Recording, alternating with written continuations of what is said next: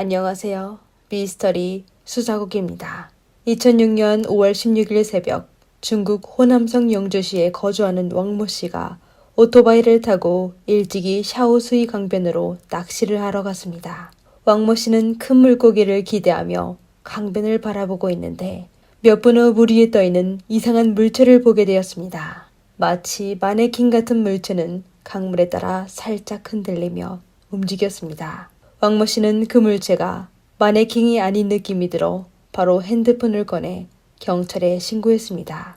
경찰은 곧 현장에 도착하여 강둑을 봉쇄하고 조심스럽게 물에 떠있는 물체를 끌어올리기 시작했습니다. 그 물체는 알고 보니 머리가 없는 여성이었는데 참상은 보기에도 끔찍했습니다. 그녀의 온몸은 날카로운 도구로 인한 상처와 손톱 자국으로 뒤덮여 있었고 오른손 손가락도 다친 상태였는데요. 경찰은 즉시 수색 범위를 확대하여 그 강을 더욱 철저하게 수색하여 몇 시간 동안의 노력 끝에 마침내 피해자의 분실된 부분을 모두 찾아냈습니다. 법의학자의 감사 결과에 사람들은 충격적인 사실을 알게 되었는데요.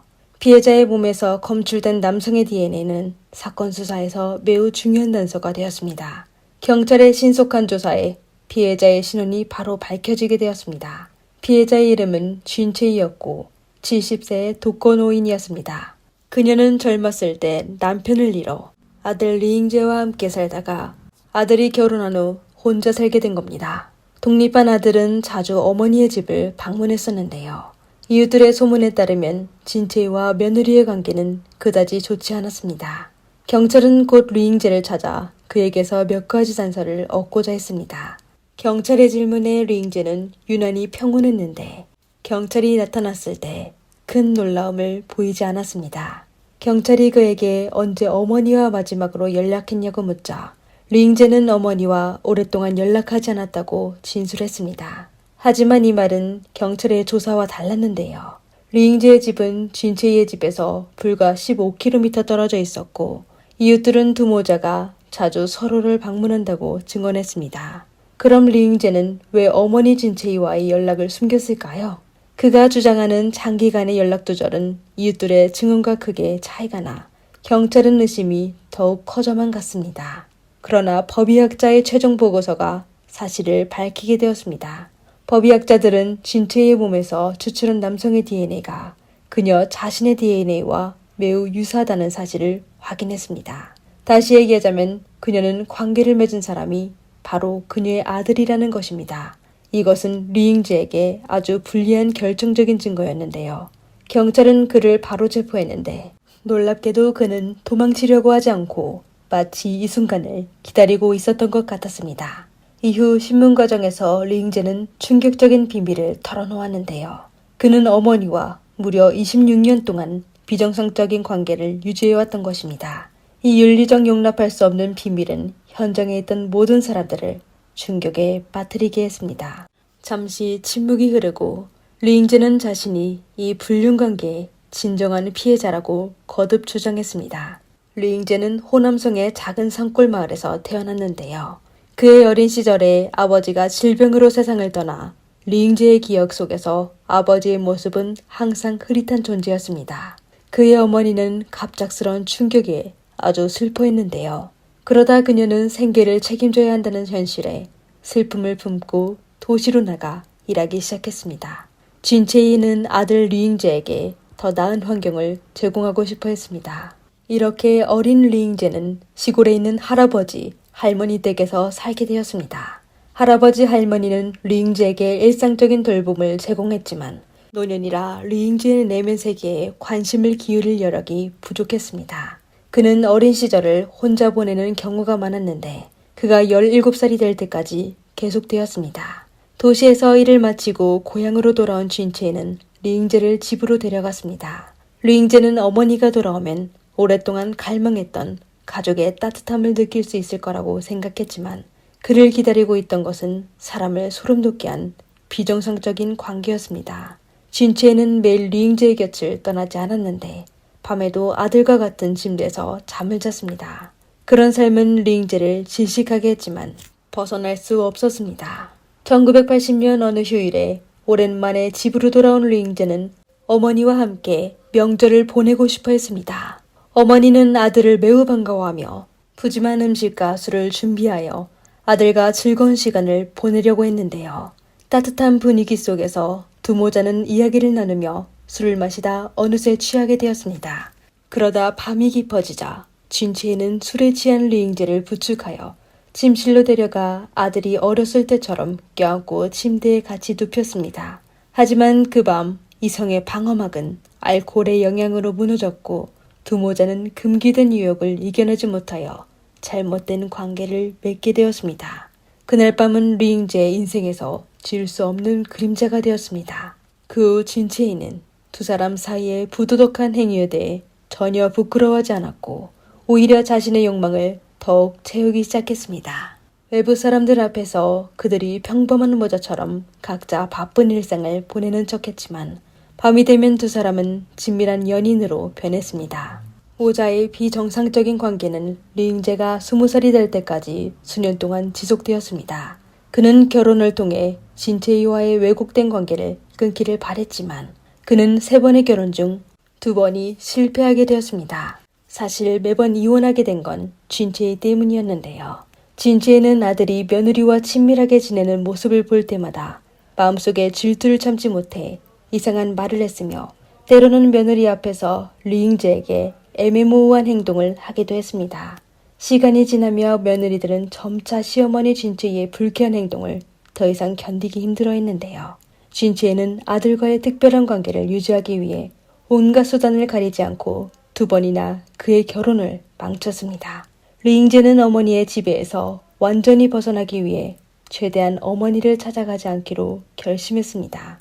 그러나 얼마 안 돼 류잉재는 새로운 연인을 만나 결혼하였습니다. 그는 다시 결혼했지만 어머니가 전화하면 할 수 없어 그녀의 집으로 돌아가 불편한 의무를 이행했습니다. 때로 진치에는 그를 집으로 보내지 않아 그는 어머니의 집에서 묵기도 했는데요. 그런 삶은 몇 년 동안 지속되었고 평온해 보이는 두 사람의 관계는 사실은 매우 위험했습니다. 2006년 어느 밤 류잉재는 힘들게 번 600위안 하나로 약 11만 원이 되는 돈을 모두 아내에게 주었습니다. 하지만 그의 아내는 생활비로 남편이 90위안 하나로 약 1만 7천 원의 급여를 주지 않았다며 그가 그 돈을 진채에게 준 것이라고 의심했습니다. 이렇게 두 사람은 심하게 다투게 되었는데요. 억울한 류잉재는 자신의 속마음을 털어놓을 곳이 없어 또 며칠 전 어머니가 집으로 오라고 했던 일이 떠올라 자전거를 타고 어머니의 집으로 향했습니다. 그가 도착했을 때 밤은 깊어졌는데요. 그는 열쇠로 조심스럽게 문을 열고 집 안으로 들어가자 어머니 진채이가 침대에 누워 TV를 보고 있는 모습을 보게 되었습니다. 그녀는 파란색 꽉 끼는 티셔츠를 입고 있었고 하체는 옷을 입지 않은 채 담요를 허벅지까지 덮고 있었습니다. 그녀는 마치 아들의 도착을 예상하고 있었던 것처럼 보였습니다. 류잉재가 문을 열고 들어오자 진치는 침대에 누워 왔구나? 널 3일 동안 기다렸다 고 말했습니다. 그리고는 아들에게 자신과 관계를 맺자고 요구했습니다. 다시 한번 그들은 유혹을 이겨내지 못했고 류잉재는 70세의 어머니와 잠자리를 갖게 되었습니다. 관계를 나누는 류잉재는 진채에게 아내와 돈 때문에 다툰 일을 털어놓으며 위로를 받고 싶어 했습니다. 하지만 그의 예상과는 달리 진채는 그를 위로하기는커녕 오히려 그의 아내를 욕하며 며느리가 성격이 까다롭고 거만한 여자라고 욕했습니다. 진채는 류잉재에게 더 이상 못 살겠으면 이혼하고 어머니 집으로 돌아오라고 조언했습니다. 그러다 진채는 자신의 불만을 토로한 후 류잉재에게 100위안 하나로 약 1만 9천 원을 요구했습니다. 하지만 당시 류잉재는 이미 모든 돈을 아내에게 주었기 때문에 어머니에게 줄 돈이 없었는데요. 류잉재가 거부하자 진채는 그를 위협하기 시작했습니다. 진채는 자신의 요구를 들어주지 않으면 22년 동안 이어져 온 두 사람의 부도덕한 관계를 세상에 알리겠다고 했습니다. 진채의 말은 날카로운 칼날처럼 류잉재의 마음을 아프게 했습니다. 26년 동안 진채는 계속하여 그의 결혼을 망쳐 그가 오늘날 같은 처지에 놓이게 되었는데요. 오늘날 그는 성격이 불같은 아내와 함께 살아야 했고 경제적으로 어려움을 겪게 되었습니다. 류잉재의 청춘은 진채에게 빼앗겼는데 이제는 그에게 돈까지 요구했습니다. 생각하면 할수록 화가 난 류잉재는 아내에게 미안한 마음이 들게 되었으며 오직 진채이만 없어지면 모든 일을 덮을 수 있을 거라고 생각하게 되었습니다. 오랜 억압으로 그의 정신 상태는 붕괴 직전에 있었고 분노에 사로잡혔습니다. 다음날 새벽 1시 류잉제는 어머니가 잠든 사이에 그녀 몸에 올라가 손으로 목을 꽉 잡았습니다. 70세에 가까운 진채이가 아무리 발버둥을 쳐도 그는 손을 놓지 않았습니다. 어머니가 몸을 더 이상 움직이지 않을 때까지 말입니다. 어머니를 해친 이후 류잉제는 더욱 잔혹한 짓을 저질렀습니다. 그는 날카로운 도구를 찾아 어머니의 머리와 오른손 손가락을 자른 후 그 부분들을 가방에 담아 인근에 있는 강에 버렸습니다. 이 모든 범행을 마친 후 그는 어머니 집으로 돌아와 솜과 담요로 어머니의 몸을 싸서 샤오스이 강에 버렸습니다. 그렇게 두 보호자의 비정상적인 관계는 가장 극단적인 방식으로 끝을 맺었습니다. 법원은 이 사건을 심리하는 과정에서 류잉제가 어머니 진채이와의 관계를 제대로 처리하지 못하여 그녀를 숨지게 하여 고의상해죄에 해당한다고 판단했습니다. 또한 법원은 진채이가 자신의 친아들인 류잉제와 장기간 비정상적인 관계를 유지해왔다는 사실을 인지하고 진채이가 류잉제의 결혼 생활에 여러 차례 간섭하여 2번의 이혼으로 이어진 사실과 류잉제의 자백 태도가 양호하다는 점을 고려하여 류잉제에게 극형을 선고했지만 집행을 2년 유예했습니다. 시청자 여러분은 오늘 이야기에 대해 어떻게 생각하시나요? 댓글로 여러분의 의견을 남겨주세요. 영상이 마음에 드셨다면 좋아요와 구독 버튼 클릭해주세요. 감사합니다. 지금까지 미스터리 수사곡이었습니다. 안녕하세요. 미스터리 수사곡입니다. 2018년 4월 18일 일본 도쿄 고토구의 한 23살의 사무직 여성이 자신이 임대한 아파트에서 미스터리하게 사라졌습니다. 경찰은 아파트 내부와 주변의 모든 CCTV와 아파트의 모든 입주자의 집을 수색했지만 그녀의 행적을 찾을 수 없어 결국 그녀가 아파트를 떠나지 않았고 자기 집에서 기이하게 사라졌다는 결론을 내리게 되었는데요. 그러다 그녀의 사건이 보도되자 곧 일본 사회에 센세이션을 일으켰으며 사람들은 이 사건을 강동 아파트 미스터리 사건이라고 부르게 되었습니다. 그러면 피해자 여성, 그녀는 도대체 어디에 있을까요? 그리고 이 모든 건 어떻게 된 걸까요? 우선 2008년 4월 18일로 돌아가 봅시다.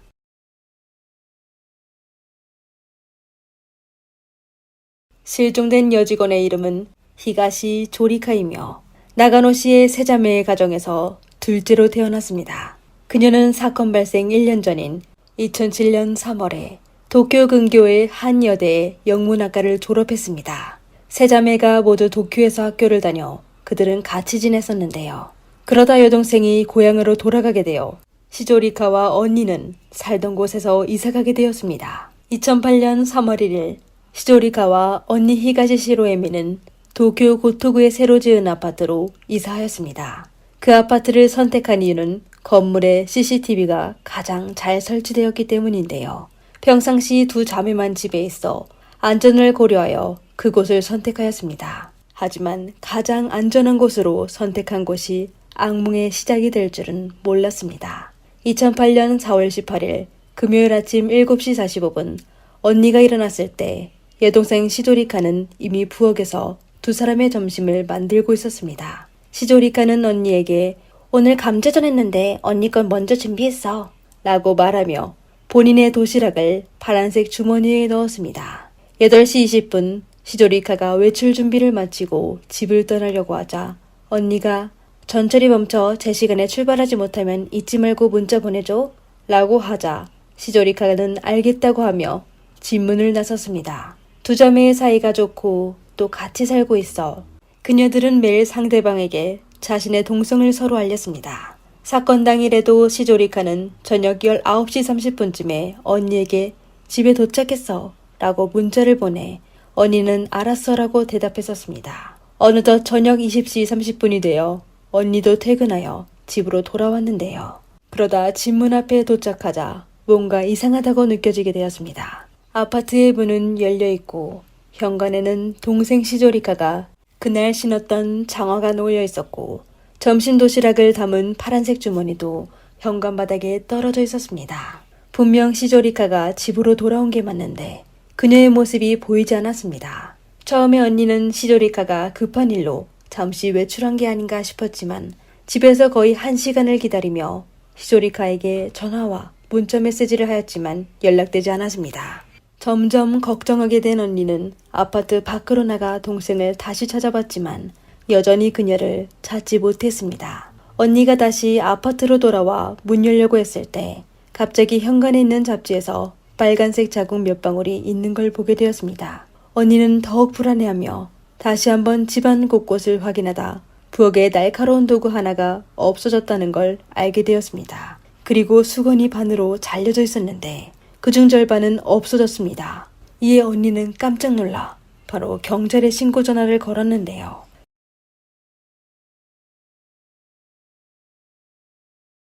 경찰은 10여 분 만에 현장에 도착하여 그녀의 집을 샅샅이 수색하기 시작했습니다. 그러다 현관에서 소량의 붉은 흔적과 제3자의 지문을 채취하게 되었습니다.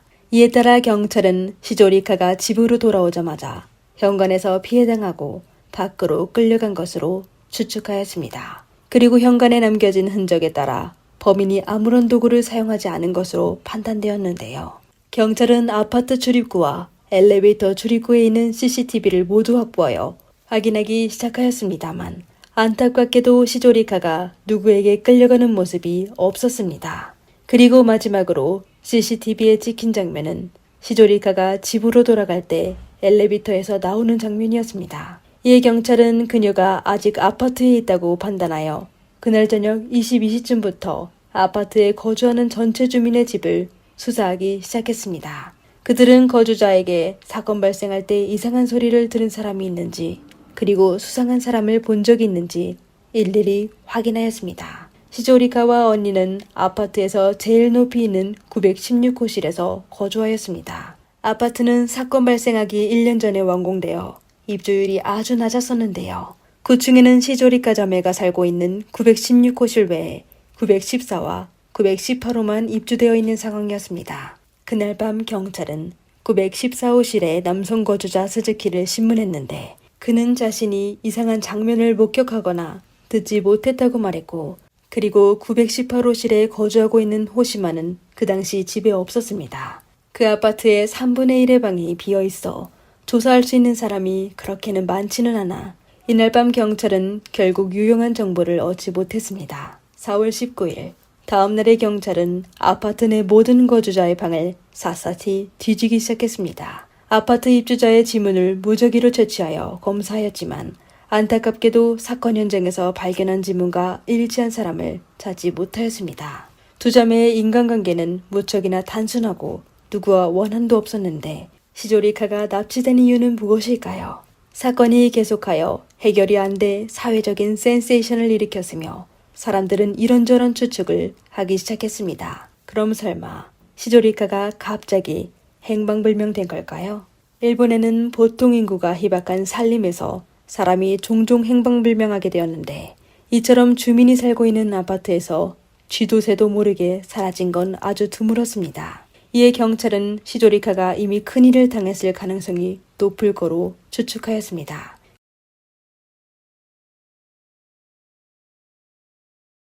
그러다 한 달 뒤인 5월 24일이 다가왔습니다. 사실 처음 경찰이 거주자의 지문을 채취할 때 한 사람에 대해 의심이 간 적이 있었는데요. 그는 사건 당일에 공교롭게도 부식성 화학물질을 접하게 되어 모든 지문이 아주 흐린 상태였습니다. 그 사람이 바로 918호실에 거주하고 있는 남자 호시마였습니다. 그도 사건 당일 집에 없었던 이웃이었는데요. 경찰은 한 달이 지나 그의 지문이 회복되었을 거로 생각해 호시마에게 통보 없이 그를 찾아가 검사하였습니다. 그리고 이번에는 경찰은 호시마의 지문을 채취하는 데 성공했습니다. 아니나 다를까 그의 지문은 사건 현장에서 발견된 지문과 일치하였습니다. 이에 경찰은 918호 거주자인 호시마를 유력한 용의자로 지목하여 다음날 민가침입 혐의로 그를 긴급 체포하였습니다. 호시마 다카토쿠는 사건 당시 33세인 남자였는데요. 그는 시조리카 자매가 이사 오기 3주 전인 2월 9일의 아파트로 이사했었습니다. 그리고 그의 집과 시조리카의 집 사이에는 빈집이 하나 있었는데요. 경찰은 5월 25일 호시마를 체포하고 그의 집을 수사하기 시작했는데 욕실과 방 안에서 소량의 붉은 흔적을 채취하게 되었습니다. 법의학 감식을 거쳐 바로 한 달 전에 실종된 시조리카의 DNA와 일치하는 걸로 확인되었습니다. 이에 경찰은 그녀가 이미 숨졌다는 걸 확신하게 되었는데요. 추후의 조사에 호시마는 시조리카와 친분이 없다고 하며 범행 동기는 단지 본인의 성욕을 만족하기 위해서라고 진술하였습니다. 사실 그는 오래전부터 마음에 드는 여성을 찾고 있었는데 마침 옆집에 두 자매가 거주하게 되어 그는 1주 동안 자매를 감시하다가 결국 여동생 시조리카를 자신의 첫 번째 목표로 삼았던 거였습니다. 하지만 안타깝게도 호시마를 체포했을 때 경찰은 그의 방에서 시조리카를 찾지 못하였는데요. 그럼 그가 본인의 성욕을 만족시키려고 그녀를 납치했는데 왜 그의 방에는 피해자가 없었을까요? 그녀는 어디에 숨겨졌을까요? 조사가 진행되며 사건의 과정도 점차 밝혀지게 되었습니다. 그리고 진실은 사람들의 상상을 초월하였습니다. 4월 18일 저녁으로 다시 돌아가서 그날 밤에 무슨 일이 있었는지 살펴봅시다.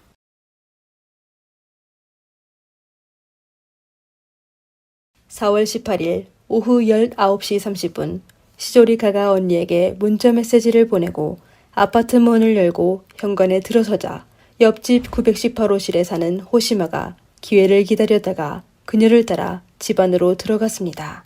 그는 시조리카를 통제한 후 그녀의 방에 있는 핑크색 추리링으로 그녀의 머리를 덮었습니다. 그리고 수건을 반으로 잘라 절반의 천으로 그녀의 손을 묶은 후 그녀를 자기 집으로 데려갔습니다. 호시마는 시조리카와 강제로 관계를 맺으려 했지만 그녀가 거세게 저항하여 포기할 수밖에 없었습니다. 그러다 그날 밤 22시 20분쯤에 호시마의 초인종이 울리게 되었는데 호시마는 도어 스코프를 통해 문 앞에 서 있는 경찰을 보고 깜짝 놀라게 되었습니다. 불과 몇 시간 만에 경찰이 찾아올 거라고는 예상하지 못했기 때문인데요. 이에 호시마는 매우 당황해하며 집에 없는 척하며 경찰 조사를 피했습니다. 20분 뒤 호시마는 편의점으로 가는 척하며 복도에서 조사하고 있는 경찰에게 일부러 접근해 그들이 어디까지 알고 있는지 확인하려고 했습니다. 하지만 그가 말하기도 전에 경찰이 먼저 그에게 다가가 그 중에 한 여자가 실종되었는데 혹시 예간에 알고 있는 거 있습니까? 라고 물었습니다. 이에 호시마는 경찰이 이미 히조리카를 찾고 있다는 걸 알게 되어 본인의 범행이 들킬까봐 두려워 그는 끔찍한 생각이 떠오르게 되었습니다. 그는 아무 일 없다는 듯이 경찰과 몇 마디를 나눈 후 자기 집으로 돌아가 본인의 계획을 진행하기 시작했습니다.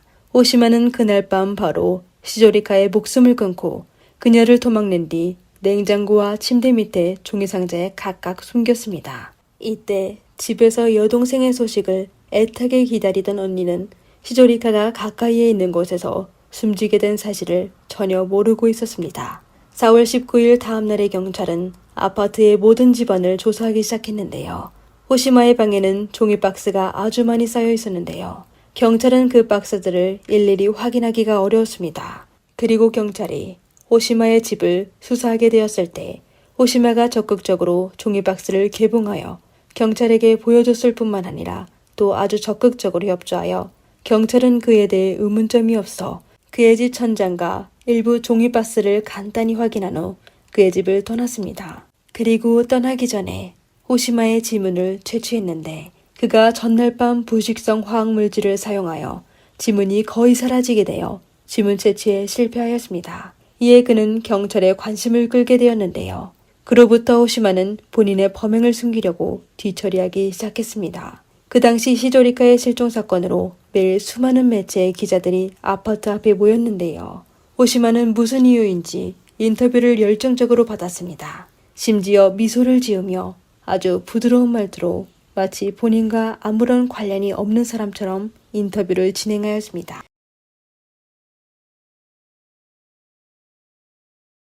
시조리카의 가족은 그녀가 숨지게 되었다는 사실을 알게 되자마자 아주 슬퍼하며 검찰과 같이 판사에게 범인에 대해 극형 선고를 요청하였습니다. 사실 호시마가 범행을 저지른 사실은 증거가 충분하여 부인할 수 없지만 호시마의 변호인은 호시마가 시조리카를 해쳤을 때 사용하는 범행 도구가 미리 준비한 게 아니라 피해자 집에 있는 도구이므로 이번의 사건은 계획이 아닌 충동적인 행동이어서 극형은 너무 과하다며 무기징역으로 처형해야 한다고 하였습니다. 그리고 변호인 측은 또 호시마가 이런 끔찍한 짓을 하게 된 건 그의 가정환경과 어릴 적에 겪은 일 때문이라고 하였습니다. 호시마는 1975년 오카야마의 4인 가족에서 태어났고 부모 외에 여동생 1명이 있습니다. 그의 아버지는 회계법인을 운영하고 있어 어릴 때 가정환경이 매우 좋았는데요.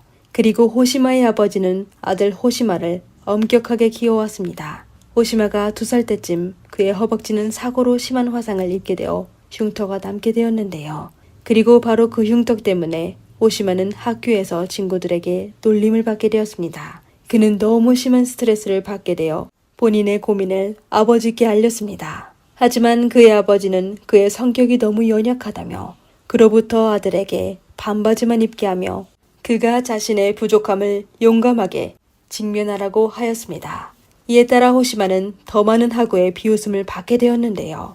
그리고 호시마는 점차 심각한 심리적 문제가 생기게 되었습니다.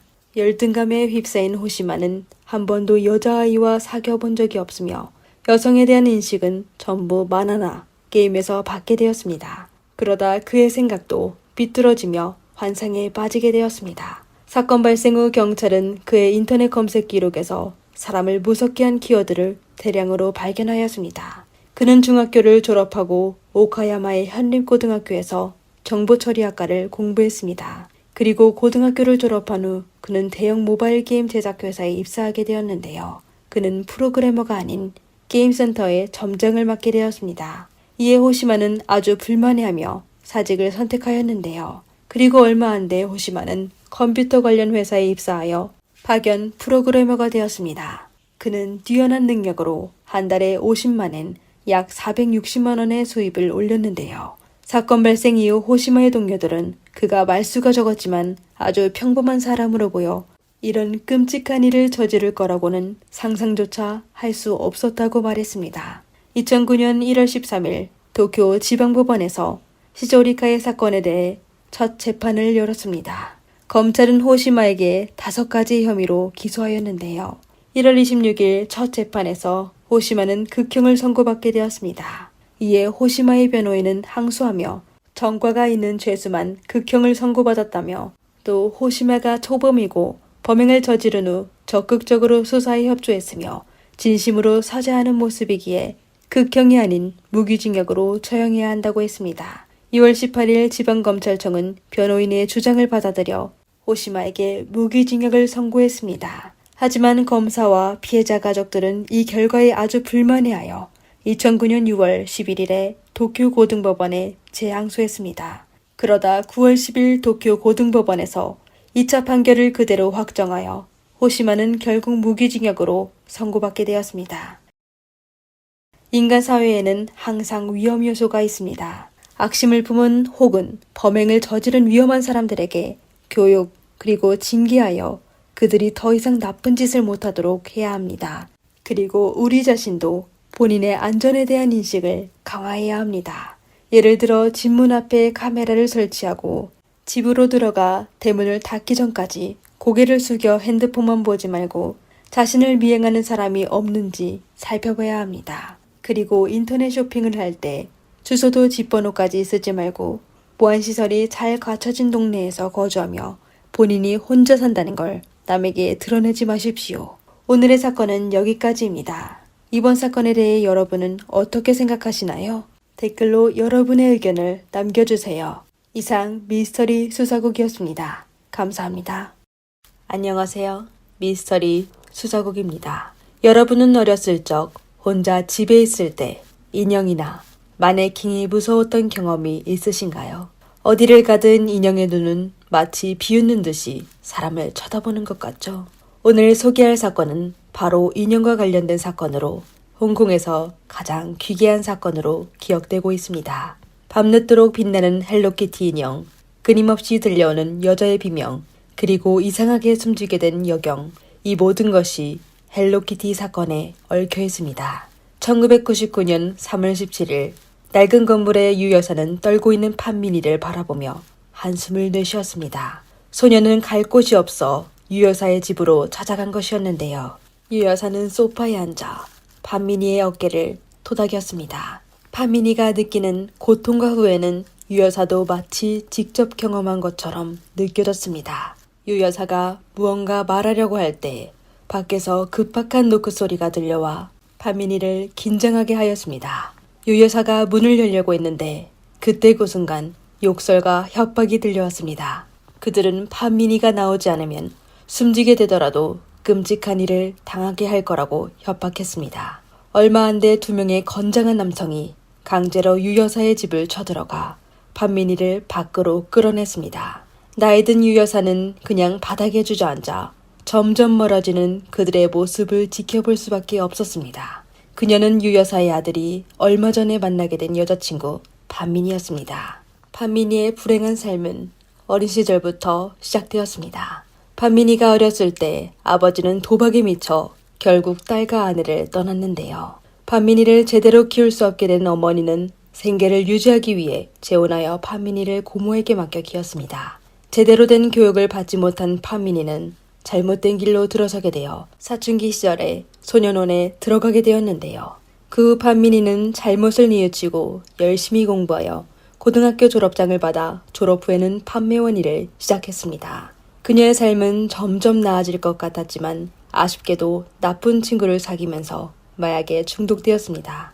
결국 판민이는 직장을 그만두고 몸을 팔며 돈을 벌기 시작했습니다. 그러다 그녀는 유 여사의 아들인 아신을 만나 급격하게 사랑에 빠져 동거하기 시작했습니다.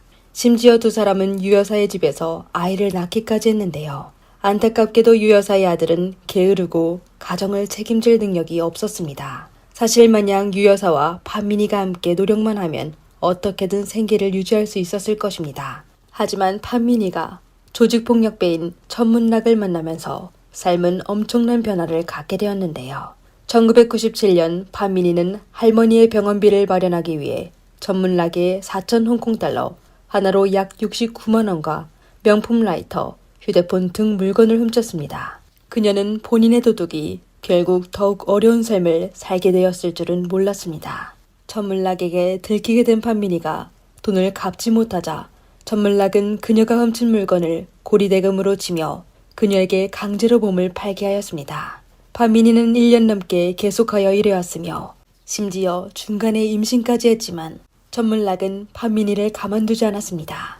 그녀가 처음 훔쳤던 돈은 점점 갚을 수 없는 엄청난 빚이 되어버렸는데요.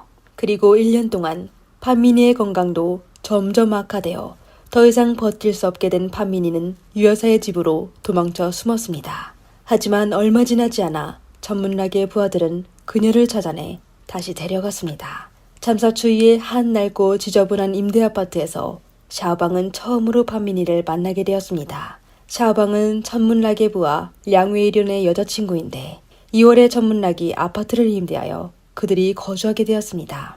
하지만 임시 거주하고 있는 샤오방은 판민이가 구타당하는 모습을 볼 줄 몰랐는데요. 판민이의 얼굴에는 멍이 가득했고 난폭한 남자친구 량웨이륜과 천문락의 부하 한 명은 판민이를 주먹과 발로 마구 때리고 있었습니다. 추후 샤오방은 사건에 대해 알게 되었는데 량웨이륜은 판민이에게 빚진 돈을 요구했던 것입니다. 샤오방은 고통스러워 애원과 신음을 내는 판민이 옆에서 냉정하게 지켜보기만 했습니다. 문제 소녀였던 그녀는 이런 장면에 아주 익숙했습니다. 폭행이 끝나고 나서 판민이는 방구석에 웅크려 앉아 있었습니다. 그녀는 온몸에 상처투성이었는데 얼굴은 멍과 눈물로 뒤범벅이 되었습니다. 잠시 후 천문락이 나타났는데 당시 판민이는 이미 구석에서 움직이지 못했습니다. 천문락은 부하들에게 기름을 가져와 판민이를 지지라고 명령했습니다. 판민이는 고통스러워하며 비명을 지르며 살려달라고 애원했습니다. 처음으로 그렇게 잔인한 광경을 목격하게 된 샤오방은 더 이상 볼 수 없어 안방으로 들어갔습니다. 다음 날에도 판민이는 여전히 풀려나지 않았는데요. 샤오방은 다른 방에서 그녀의 울음소리를 듣게 되었는데 그들이 판민이에게 배설물을 먹도록 강요하는 것 같았습니다. 샤오방은 그냥 방에 숨어 있으려고 했지만 천문락은 그녀를 불러 그들과 같이 판민이를 구타하게 지시했습니다. 천문락은 샤오방에게 고춧가루를 건네며 판민이의 상처에 뿌리라고 했습니다. 두려움에 빠진 샤오방은 그의 지시대로 할 수밖에 없었습니다. 온몸에 이미 상처투성이인 판민이는 더욱 고통스러워하며 땅을 고르며 신음했습니다. 샤오방은 두려움과 죄책감에 시달리게 되었는데 며칠 후 남자친구는 샤오방에게 판민이가 숨졌다는 사실을 알려줘 샤오방을 더욱 놀라게 했습니다. 본인도 같이 구타한 사람이 숨졌다니 말입니다. 하지만 그게 끝이 아니었는데요. 천물락은 더욱 공포스러운 행동을 했습니다. 그는 부하들과 함께 판민이를 토막내서 솥에 넣고 끓였습니다. 섬뜩한 냄새는 임대 아파트 곳곳에 퍼지게 되었는데요. 잠시 후 천물락은 샤오방에게 다가가더니 샤오방 옆에 있던 헬로키티 인형을 잡아들고 인형 속에 솜을 꺼낸 이후 판민이의 머리를 인형 속으로 넣었습니다. 그의 옆에 있던 부하들은 천문락이 영리하다며 칭찬하며 손뼉을 쳤습니다. 그들은 이렇게 하면 경찰이 판민이가 숨졌다는 사실을 알 수 없을 거로 생각했습니다. 누구도 겉으로는 귀여운 헬로키티 인형 속에 피해자의 머리가 들어있을 거라고는 상상하지도 못했을 것으로 생각한 겁니다. 판민이가 참변을 당한 이후 샤오방은 편안하게 잠을 잘 수가 없었습니다. 그녀는 밤마다 온몸이 붉은색으로 뒤덮이고 머리카락이 헝클어진 여자가 자신에게 달려드는 악몽을 꾸게 되었습니다. 겁에 질린 샤오방은 악몽에서 깨어날 때마다 가슴이 두근거리게 되었지만 천물락을 배신할 수가 없어 비밀을 마음속에 묻게 되었습니다. 하지만 샤오방의 상황은 점점 심각해졌는데요. 그녀는 밤이 아니어도 마치 누군가가 자신을 따라다니는 느낌이 들게 되었으며 고개를 돌리면 희미한 얼굴이 보였습니다. 봄에는 쉽게 부패가 일어납니다. 오랫동안 청소하지 않은 임대 아파트에서는 악취가 계속 나게 되어 주변 이웃들은 곧 경찰에 신고하여 상황을 확인해달라고 요청했습니다. 그 여경을 처음 보게 된 샤오방은 여경에게 정의감을 느끼게 되었는데요. 당시 샤오방은 자신이 사건에 연루된 사실이 들통날까봐 두려워했지만 그 여경이 결국 참변을 당할 줄은 몰랐습니다. 4월에 한 여경이 임대 아파트를 조사하기 위해 아파트를 방문하게 되었습니다. 여경은 비어있는 방문을 열고 안을 들여다봤는데요. 방 안에는 쓰레기로 가득 차 있었습니다. 가장 견디기 힘든 건 짙은 악취였는데요. 벽에 기대어 있는 헬로키티 인형에는 붉은 액체가 묻어 있었습니다. 여경은 방 안 전체를 둘러보고 이상이 없다고 생각하여 그냥 샤오빙에게 청결에 신경 쓰라고 일러주고 떠났습니다. 처음 샤오방은 안도의 한숨을 내쉬었는데 여경이 떠나는 모습을 보며 왠지 모르게 불안감에 휩싸였습니다. 더 이상 견디기 힘들게 된 샤오방은 소년원으로 돌아갔습니다. 그러다 소년원의 사회복지사가 샤오방이 이상하다는 점을 눈치채게 되어 그녀에게 무슨 일이 있었는지 물었습니다. 한동안 두려움 속에 생활해온 샤오방은 참지 못해 결국 사회복지사에게 모든 사실을 털어놓았습니다. 1999년 5월 26일 샤오방은 오랜만에 임대 아파트를 다시 찾았는데요. 건물 아래층에 도착하자 샤오방은 더 이상 앞으로 나아갈 수 없었습니다. 그녀의 곁에 있던 경찰은 아무 말 없이 건물로 들어가 수색을 시작했습니다. 곧 경찰은 헬로키티 인형이 발견하게 되어 인형 안에 있는 판민이의 머리를 찾아냈습니다. 당시 머리는 이미 완전히 부패했는데요. 곧 많은 경찰이 출동하여 천물락, 양순주, 량에이룬 3명을 체포했습니다. 샤오방은 모든 것이 끝나게 되어 자신이 다시 악몽에 시달리지 않아도 될 거로 생각했습니다. 하지만 샤오방은 그 후 재판 과정에서 또 다른 고통을 겪어야 했는데요. 천물락을 중심으로 한 범죄 조직은 증거를 처리하는데 매우 능숙했습니다. 그들은 DNA 검사가 불가능하게 만들었는데요. 모든 사람이 범죄 과정을 알고 있었지만 피해자가 판민이라는 거에 명확한 증거가 없어 검찰은 그들에게 고의상해 혐의로 기소할 수 없었습니다. 이번 사건의 유일한 직접 증인인 샤오방은 판민이가 숨지게 된 장면을 보지 못하여 그녀의 진술만으로는 판민이가 살해당했다는 사실을 입증할 수가 없었습니다. 이렇게 재판은 난항에 빠지게 되었는데요. 판민이의 신원을 확인하는 어려운 임무는 법의학자인 양가국 박사에게 맡겨졌습니다. 양가국 박사는 사진 중첩 방식을 통해 피해자의 신원을 확인하려고 했는데요. 이 방법에서 가장 중요한 요소는 치아였습니다. 사건 현장에서 발견된 머리뼈의 치아 특징과 판민이의 치아 특징이 완벽하게 일치한다면 피해자의 신원을 확인할 수 있을 것입니다. 양가곡 박사는 피해자의 머리뼈 모양과 파민이의 얼굴 윤곽을 비교했습니다. 일주일 동안 머리뼈의 각도를 조정하며 사진 속 얼굴 특징과 완벽하게 일치할 때까지 연구했습니다. 재판은 큰 전환점을 맞이했는데요. 결국 다양한 증거들을 종합하여 배심원단은 6대1로 피고인 3명에 대한 고의상해죄는 인정하지 않고 과실상해죄만 인정했습니다. 하지만 재판장은 이 사건의 잔혹한 범죄 수법과 재범 가능성을 고려하여 3명의 피고인에게 전부 무기징역을 선고했습니다. 사건은 마침내 종결되었습니다. 샤오방은 이제 편안하게 잠을 잘 수 있게 되었는데요. 모든 것이 끝났다고 생각했지만 어느 날 밤 샤오방은 악몽에서 깨어나게 되었습니다. 꿈에서 그녀는 방을 수색했던 여경을 보았는데 여경은 계속하여 사건의 진실을 밝혀내지 못했다며 후회하는 모습을 보였습니다. 그 후 한 뉴스 기사문이 샤오방의 눈길을 사로잡게 되었는데요. 처음에 방을 수색하여 진실을 놓치게 된 여경이 얼마 전에 그 방에서 스스로 목숨을 끊었다는 내용이었습니다. 이에 공포에 질린 샤오방은 만약 자신이 용기를 내서 사회복지사에게 사실을 말하지 않았다면 자신도 똑같은 결과를 맞이했을 거라고 생각하게 되었습니다. 오늘의 영상은 여기까지입니다. 이 사건에 대해 어떻게 생각하시나요? 댓글로 의견을 남겨주세요. 영상을 재미있게 보셨다면 구독과 좋아요 부탁드립니다. 감사합니다.